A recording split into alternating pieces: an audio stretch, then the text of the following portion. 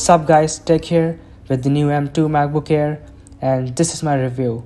So I've been using this for about a week now and have tested various games and softwares to see what it's capable of. So here's what I think about this laptop that actually matters if you are considering to get one. So first thing first, the overview.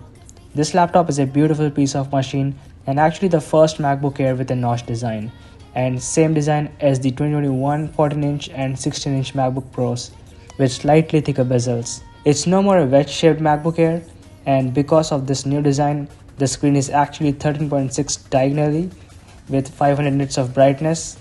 That's 100 nits more than the M1 MacBook Air. It still only has two Thunderbolt ports at the left, a headphone jack at the right, and the new MagSafe 3, which is more convenient than USB Type-C in many ways compared to the M1 Air. The speakers are in the hinge of this laptop, which are pretty loud, but mostly because of this it feels like the sound's coming from the screen in front. But still, the side quad speakers on the M1 Air are slightly louder. Though now there are full-size function keys with bigger Touch ID sensor, and it's really lightweighted and thinner than the MacBook Pros, so it's easy to carry it around. The battery is really good. Apple claims 18 hours, but for a normal usage you can get an easy 10 plus hours for web browsing. It comes with a 30-watt adapter with braided cables for a base model, and you even get them color matched including Apple logo stickers. So there are various reasons why you would want to buy a MacBook Air. Why not a Pro or vice versa? The reason I got this is because I wanted to use a Mac again, and with this new design with half the price of a 14-inch MacBook Pro, this is a pretty good deal on paper. So if you are a student who does normal videos and photo editing with taking notes and media consumption, the base model is good to go. But there's a catch.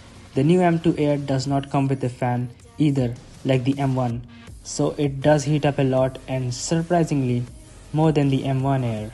And so to reduce that heating, it has to throttle down its performance, just like iPhones used to dim brightness when it heats to a certain level. And the base model is even slower than the M1, but it does perform better in some aspects with the new M2 inside. But if you haven't had a Mac before or even an M1 Air, then you won't be noticing this that often as a real-time user. Now just because it lacks a fan, this is where the M2 MacBook Pro is slightly better than the M2 Air because it has fans. The really cons of this laptop that bothers me is that you have to buy a separate hub to get all those basic ports if you don't have one already. It's a really good laptop for overall daily use. The battery is also really good, though the best take on this laptop has been that if you could spend extra bucks to bump it up to 16 gigs of RAM, also with 512 gigs of SSD, then you could call it faster than the M1 Air. But any higher than that, you should reconsider and rather go for a 14-inch M2 Pro base MacBook Pro. So as a test, I am exporting a 1 minute 4K 30 frames per second HDR video shot from my iPhone 13 on the Vinci Resolve, and just remember this is a 256GB SSD with 8 gigs of RAM and 8 core M2, and it exported this within 40 seconds, which is actually pretty good.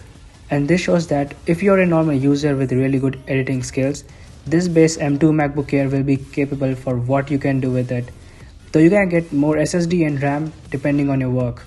But also there's still a good chance that if you want to save up some bucks and still go for the M1 Air, but you will be missing on quite a lot because you wouldn't be getting a bigger, brighter, sleeker display, and M1 Air is still just a Retina display, not the liquid Retina like the M2 Air.